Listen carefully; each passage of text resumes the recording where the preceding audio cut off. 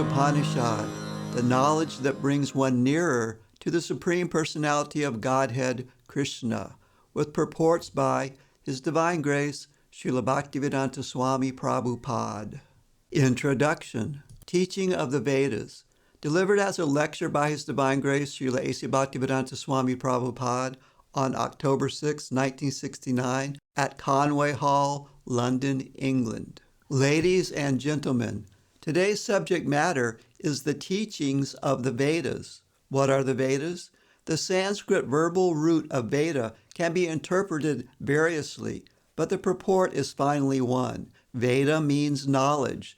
Any knowledge you accept is Veda, for the teachings of the Vedas are the original knowledge. In the conditioned state, our knowledge is subjected to many deficiencies. The difference between a conditioned soul and a liberated soul is that the conditioned soul has 4 kinds of defects. The first defect is that he must commit mistakes. For example, in our country, Mahatma Gandhi was considered to be a very great personality, but he committed many mistakes. Even at the last stage of his life, his assistant warned, "Mahatma Gandhi, don't go to the New Delhi meeting. I have some friends, and I have heard there is danger." But he did not hear. He persisted in going and was killed. Even great personalities like Mahatma Gandhi, President Kennedy, there are so many of them, make mistakes. To err is human. This is one defect of the conditioned soul. Another defect, to be illusioned. Illusion means to accept something which is not, Maya. Maya means what is not. Everyone is accepting the body as the self. If I ask you what you are, you will say, "I'm Mr. John. I am a rich man. I am this. I am that." All these are bodily identifications, but you are not this body. This is illusion. The third defect is the cheating propensity. Everyone has the propensity to cheat others. Although a person is fool number 1, he poses himself as very intelligent. Although it is already pointed out that he is in illusion and makes mistakes, he will theorize. I think this is this is this. But he does not even know his own position. He writes books of philosophy, although he is defective. That is his disease. That is cheating. Lastly, our senses are imperfect. We are very proud of our eyes. Often someone will challenge, "Can you show me God?" But do you have the eyes to see God? You will never see if you haven't the eyes. If immediately the room becomes dark, you cannot even see your hands. So what power do you have to see? We cannot therefore expect knowledge, Veda, with these imperfect senses.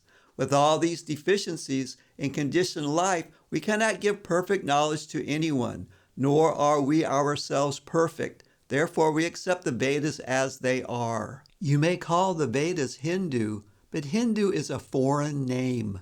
We are not Hindus. Our real identification is Varnashram. Varnashram denotes the followers of the Vedas, those who accept the human society in 8 divisions of Varna and Ashram. There are 4 divisions of society and 4 divisions of spiritual life. This is called Varnashram.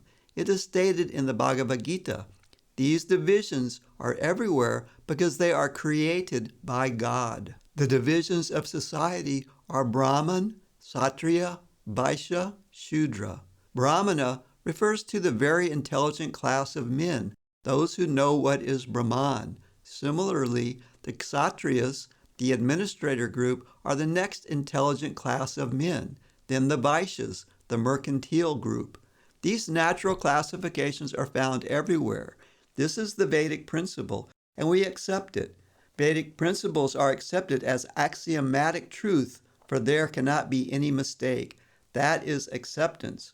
For instance, in India, cow dung is accepted as pure, and yet cow dung is the stool of an animal. In one place, you'll find the Vedic injunction that if you touch stool, you have to take a bath immediately. But in another place, it is said that the stool of a cow is pure. If you smear cow dung in an impure place, that place becomes pure. With our ordinary sense, we can argue, this is contradictory. Actually, it is contradictory from the ordinary point of view, but it is not false. It is a fact. In Calcutta, a very prominent scientist and doctor analyzed cow dung and found that it contains all antiseptic properties. In India, if one person tells another, "You must do this," the other party may say, "What do you mean? Is this a Vedic injunction that I have to follow you without any argument?" Vedic injunctions cannot be interpreted, but ultimately, if you carefully study why these injunctions are there, you will find that they are all correct. The Vedas are not compilations of human knowledge. Vedic knowledge comes from the spiritual world, from Lord Krishna. Another name for the Vedas is Shruti. Shruti refers to that knowledge which is acquired by hearing. It is not experimental knowledge. Shruti is considered to be like a mother. We take so much knowledge from our mother. For example, if you want to know who your father is, who can answer you? Your mother. If the mother says, "Here is your father," you have to accept it. It is not possible to experiment to find out whether he is your father. Similarly, if you want to know something beyond your experience, beyond your experimental knowledge, beyond the activities of the senses, then you have to accept the Vedas. There is no question of experimenting. It has already been experimented. It is already settled. The version of the mother, for instance, has to be accepted as truth. There is no other way. The Vedas are considered to be the mother, and Brahma is called the grandfather, the forefather, because he was the first to be instructed in the Vedic knowledge. In the beginning, the first living creature was Brahma. He received the Vedic knowledge and imparted it to Narada and other disciples and sons, and they also distributed it to their disciples. In this way, the Vedic knowledge comes down by disciplic succession. It is also confirmed in the Bhagavad-Gita that Vedic knowledge is understood in this way. If you make experimental endeavor, you come to the same conclusion, but just to save time, you should accept.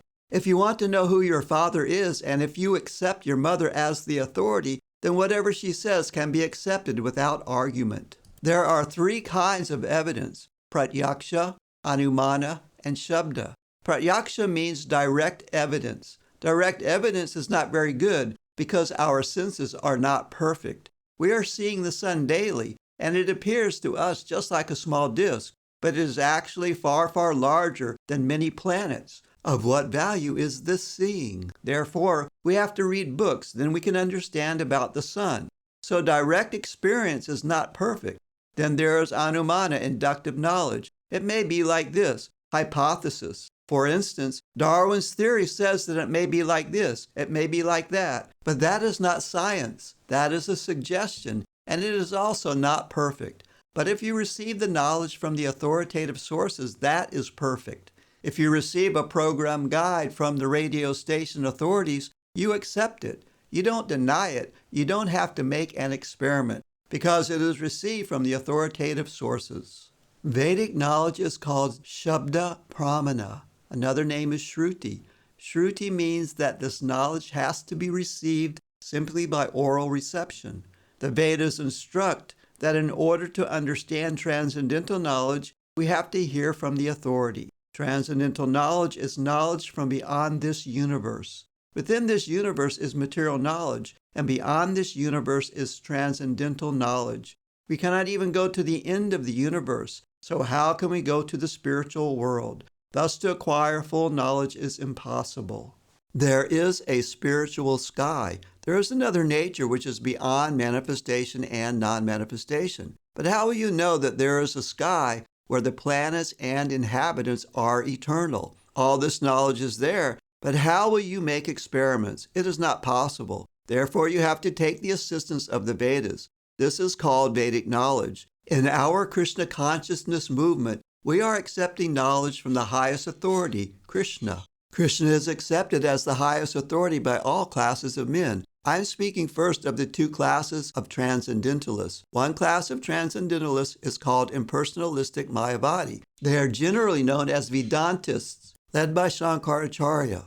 And there is another class of transcendentalists called Vaishnavas, like Ramanujacharya, Madhvacharya, Vishnu Swami.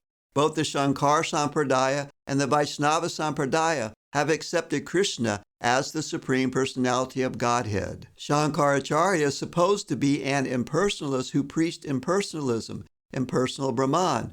but it is a fact that he is a covered personalist. In his commentary on the Bhagavad-Gita, he wrote, Narayan, the Supreme Personality of Godhead, is beyond this cosmic manifestation. And then again he confirmed, that Supreme Personality of Godhead, Narayan, is Krishna. He has come as the son of Devaki and Vasudeva. He particularly mentioned the names of his father and mother. So Krishna is accepted as the Supreme Personality of Godhead by all transcendentalists.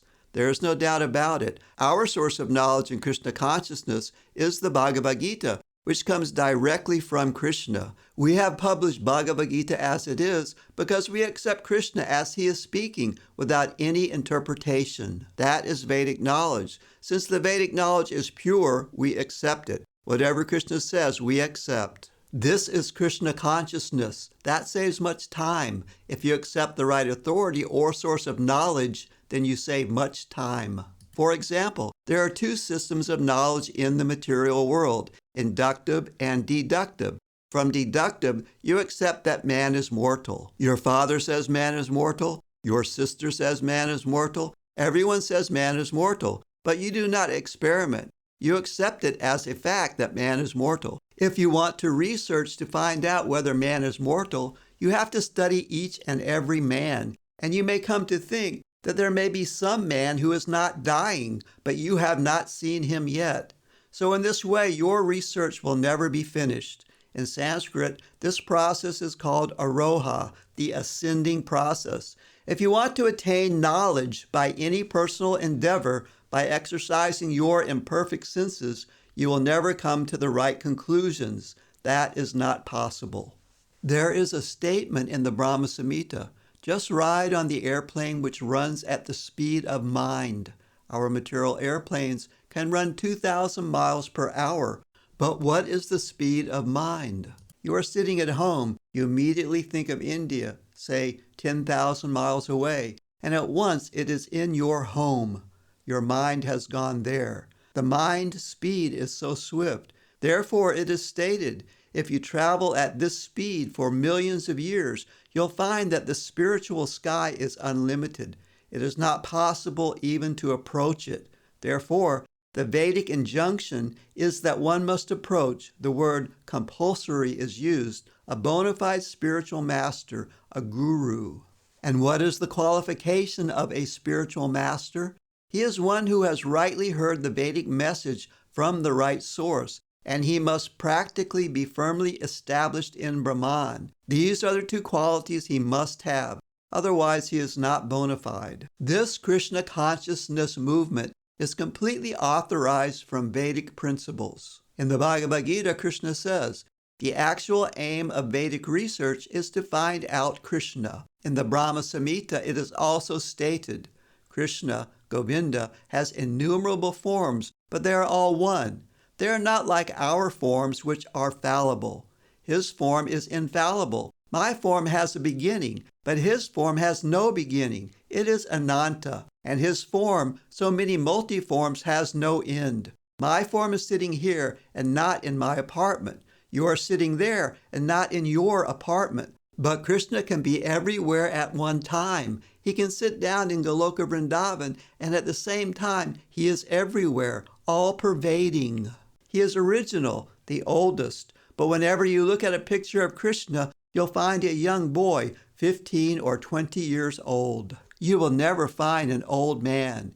You have seen pictures of Krishna as a charioteer from the Bhagavad-Gita. At that time, he was not less than 100 years old. He had great-grandchildren, but he looked just like a boy. Krishna, God, never becomes old. That is his supreme power. And if you want to search out Krishna by studying the Vedic literature, then you will be baffled. It may be possible, but it is very difficult. But you can very easily learn about him from his devotee. His devotee can deliver him to you. Here he is, take him. That is the potency of Krishna's devotees.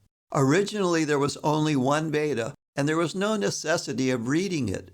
People were so intelligent and had such sharp memories that by once hearing from the lips of the spiritual master, they would understand. They would immediately grasp the whole purport.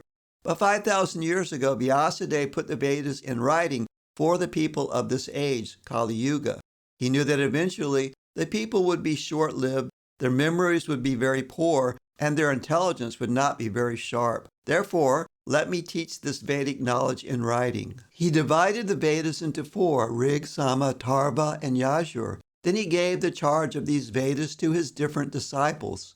He then thought of the less intelligent class of men, Stri, Shudra, and Dvija Bandhu.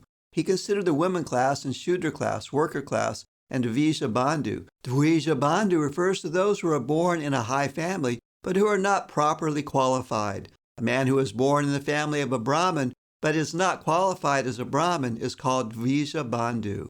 For these persons, he compiled the Mahabharata, called the History of India, and the 18 Puranas. These are all part of the Vedic literature, the Puranas, the Mahabharata, the 4 Vedas, and the Upanisads. The Upanishads are part of the Vedas. Then Vyasadeva summarized all Vedic knowledge for scholars and philosophers in what is called the Vedanta Sutra. This is the last word of the Vedas. Vyasadeva personally wrote the Vedanta Sutra under the instructions of Narada, his Guru Maharaj, spiritual master. But still he was not satisfied.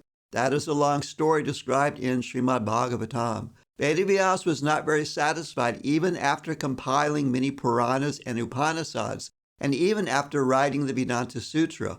Then his spiritual master Narada instructed him, "You explain the Vedanta Sutra. Vedanta means ultimate knowledge, and the ultimate knowledge is Krishna. Krishna says that throughout all the Vedas, one has to understand him.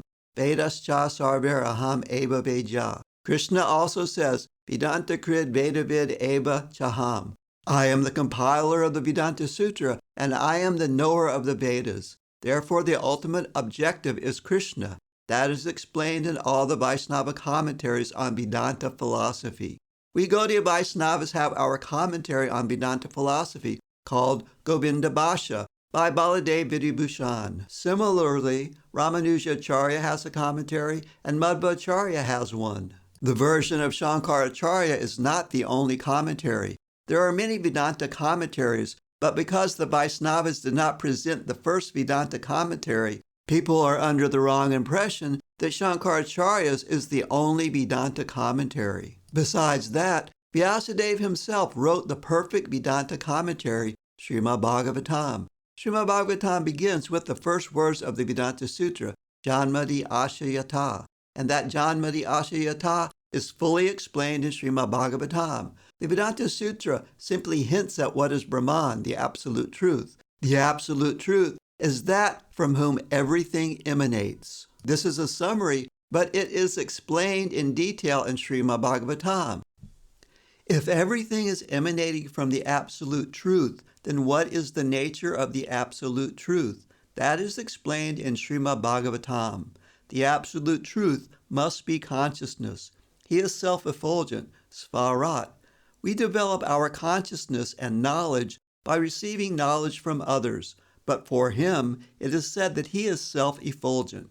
The whole summary of Vedic knowledge is the Vedanta Sutra, and the Vedanta Sutra is explained by the writer himself in Srimad Bhagavatam. We finally request those who are actually after Vedic knowledge to try to understand the explanation of all Vedic knowledge from Srimad Bhagavatam and the Bhagavad-Gita.